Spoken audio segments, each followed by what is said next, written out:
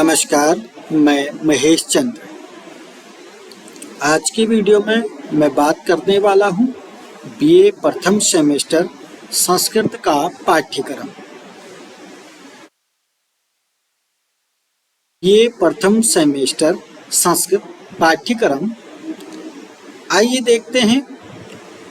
3 पॉइंटों को सबसे पहले जान लेना आवश्यक होगा।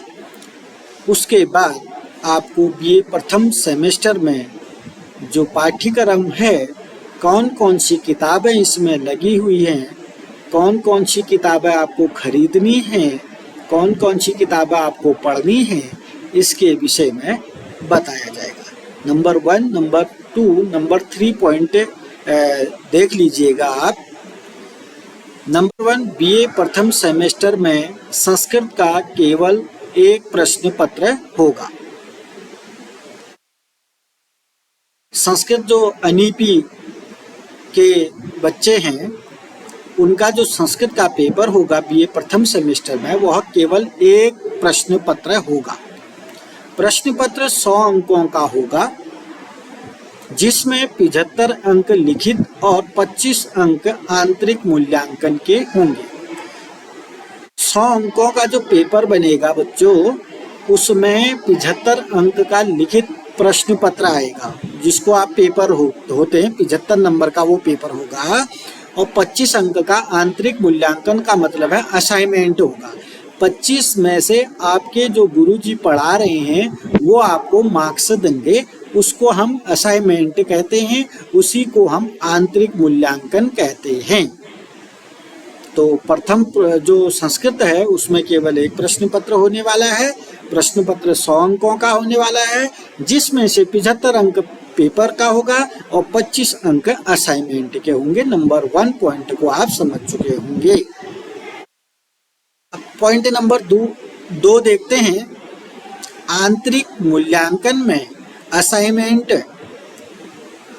सबसे पहले असाइनमेंट आएगा। 25 में से जो आंतरिक मूल्यांकन है उसमें असाइनमेंट, कक्षा में उपस्थिति, आप कक्षा में कितने क्लासों में उपस्थित रहे, इसका भी मूल्यांकन 25 अंकों के अंतर्गत होगा। कक्षा में अनुशासन, आपका अनुशासन कैसा है, परिसर में, महाविद्यालय में या कक्षा में अनुशासन, ये 25 अंक के अंतर्गत देखा जाएगा।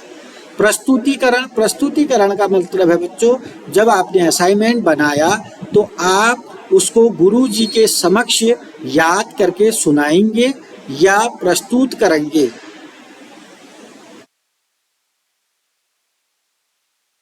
तो वो मार्क्स भी आपके 25 अंक के अंतर्गत आएंगे। और सुंदर लेख, जब आप असाइनमेंट बनाएंगे उसमें आपने कितनी सुंदरता के साथ, कितनी साफ सफाई के साथ कार्य किया है, उसको भी इसमें देखा जाएगा।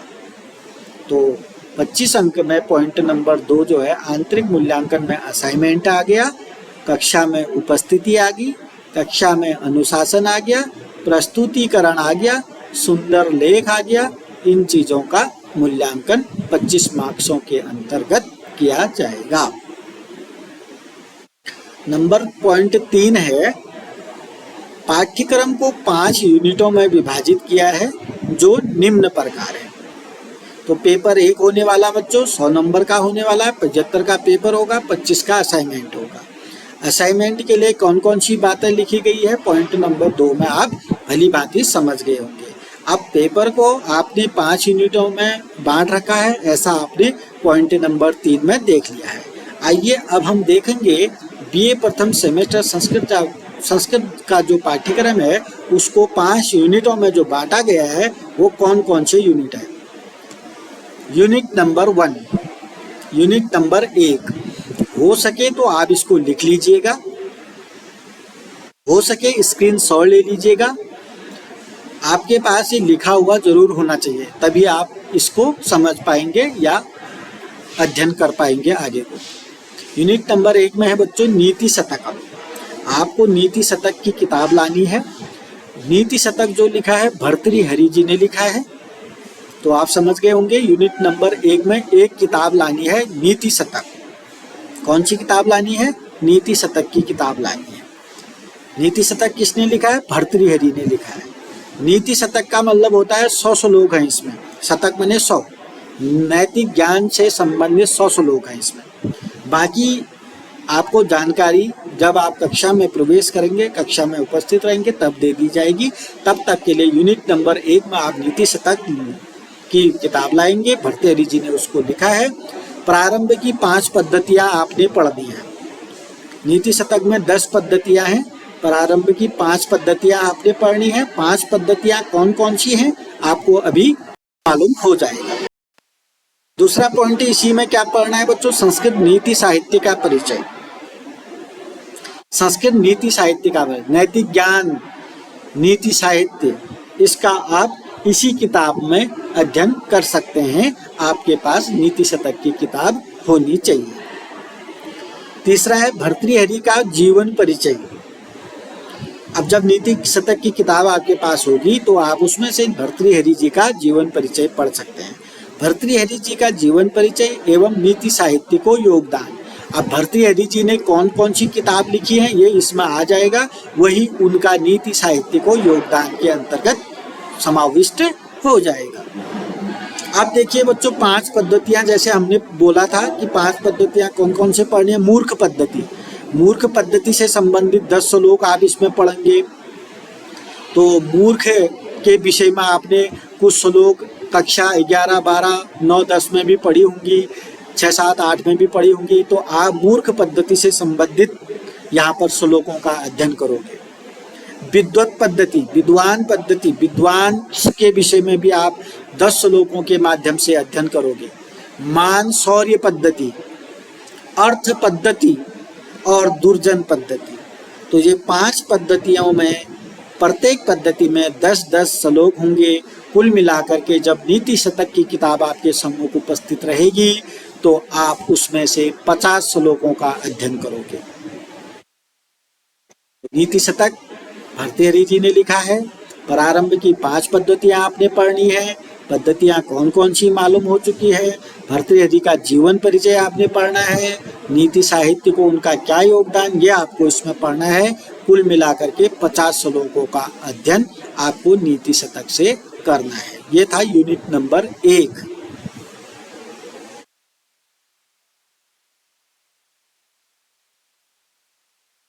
आइए यूनिट नंबर 2। यूनिट नंबर 2 हो सके तो आप स्क्रीनशॉट ले लीजिएगा, बाद में लिख लीजिएगा, नहीं तो आप सुनते भी रहिएगा, लिखते भी रहिएगा। लिखना बहुत जरूरी है। यूनिट नंबर 2 में दूसरी किताब का नाम है हितोपदेश। अब आपको दूसरी किताब लानी है बच्चों हितोपदेश की। हितोपदेश का मतलब होता है हितकारी उपदेश, जिसको नारायण पंडित जी ने लिखा है। तो हितोपदेश का मित्र लाभ प्रकरण आपको पढ़ना है। आपके पास हितोपदेश की किताब होनी चाहिए, खरीद लीजिएगा। आपके पुस्तकालय में भी ये प्राप्त हो जाएंगी। महाविद्यालय में जाइएगा, पुस्तकालय में जाइएगा और किताब ले लीजिएगा या खरीद लीजिएगा। हितोपदेश नारायण पंडित जी ने लिखा है। तो हितोपदेश का मित्र लाभ आपको पढ़ना है। आपको दिख रहा होगा स्लाइड में। प्रारंभ की 2 कथाएं लिखनी है। इसमें बहुत ज़्यादा कथाएं हैं, आपको केवल 2 कथाएं पढ़नी है। अब 2 कथाएं कौन कौन सी हैं वो अभी आपको बताया जाएगा। नीति कथाओं का विकास एवं महत्व, इसके अंतर्गत आप पढ़ोगे। नारायण पंडित का जीवन परिचय एवं कृतित्व आप इसके अंतर्गत पढ़ोगे। हितोपदेश की प्रथम 2 कथाओं का सारांश आप इसके अंतर्गत पढ़ोगे। 2 कहानियाँ याद होनी चाहिए आपको, 2 कथाएं याद होनी चाहिए आपको। कौन कौन सी 2 कथाएं हैं? एक है वृद्ध व्याघ्र कथा, वृद्ध बाघ और पथिक की कथाएं। वृद्ध व्याघ्र पथिकयो कथा बहुत अच्छी लगेगी जब आप इस कथा को सुनेंगे, पढ़ेंगे। वृद्ध व्याघ्र पथिकयो कथा, बूढ़ा बाघ और पथिक की कथा। आइए आप कक्षाओं में आइएगा, तब जाकर के आपको ये कहानी जब आप पढ़ेंगे बहुत ही ज़्यादा आपको ये क्लास अच्छी लगने वाली है। दूसरी कथा है मृग जम्बुकयो कथा, मृग और जम्बुक की कथा। तो यूनिट नंबर 2 के अंतर्गत आपको हितोपदेश की किताब लानी है और उसमें से प्रथम 2 कथाएं पढ़नी हैं। 2 कथाएं कौन कौन सी हैं आपको समझ में आ गया होगा, देख लिया होगा। तो बच्चों, आप हितोपदेश की किताब खरीद लीजिएगा या अपने महाविद्यालय परिसर के पुस्तकालय से प्राप्त कर लीजिएगा और उसके बाद अति शीघ्र कक्षाओं में उपस्थित हो जाइएगा।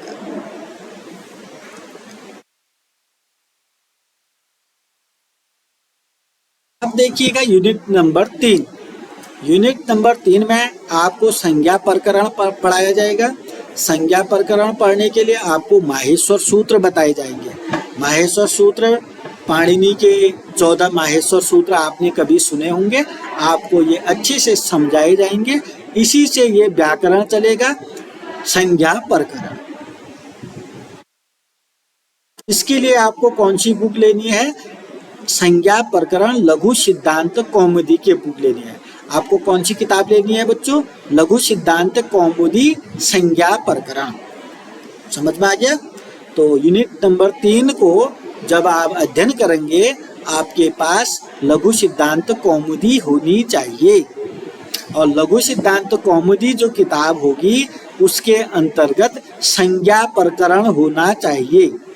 तो जब किताब लोगे आप, लघु सिद्धांत कौमुदी डैश संज्ञा प्रकरण होना चाहिए। ठीक है ना? समझ गए होंगे। यूनिट नंबर 3 लघु सिद्धांत कौमुदी संज्ञा प्रकरण, जिसमें आप माहेश्वर सूत्र पढ़ेंगे बच्चों।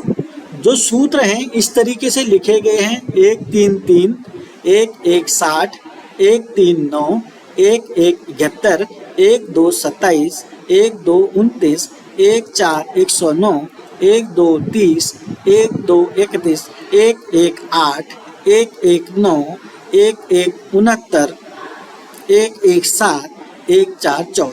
अब ये क्या चीज है? जब आप कक्षा में किताब लेकर उपस्थित रहेंगे तब जाकर के आपको भली भांति ये सरलता के साथ समझ में आ जाएंगे। लघु सिद्धांत कौमुदी संज्ञा प्रकरण, ये तीसरी बुक है आपकी। अब देखिएगा यूनिट नंबर 4, ये शब्द रूप प्रकरण है। शब्द रूप आपने राम शब्द तो कक्षा 6 में सीखे, 7 में, 8 में, 9, 10, 11 बार राम शब्द तो आपको आप जानते हैं। तो बच्चों, आप यूनिट नंबर 4 के अंतर्गत जो जो भी आपको स्लाइड में दिख रहा है या तो लिख लीजिएगा या आप इसको स्क्रीनशॉट ले लीजिएगा और अपना एक नोटबुक बना करके राम शब्द के रूप याद कर लीजिएगा, लिख लीजिएगा। रमा शब्द के रूप याद कर लीजिएगा, लिख लीजिएगा। हरि शब्द के रूप, नदी शब्द के रूप, गुरु शब्द के रूप, अस्मद शब्द के रूप और युष्मद शब्द के रूप।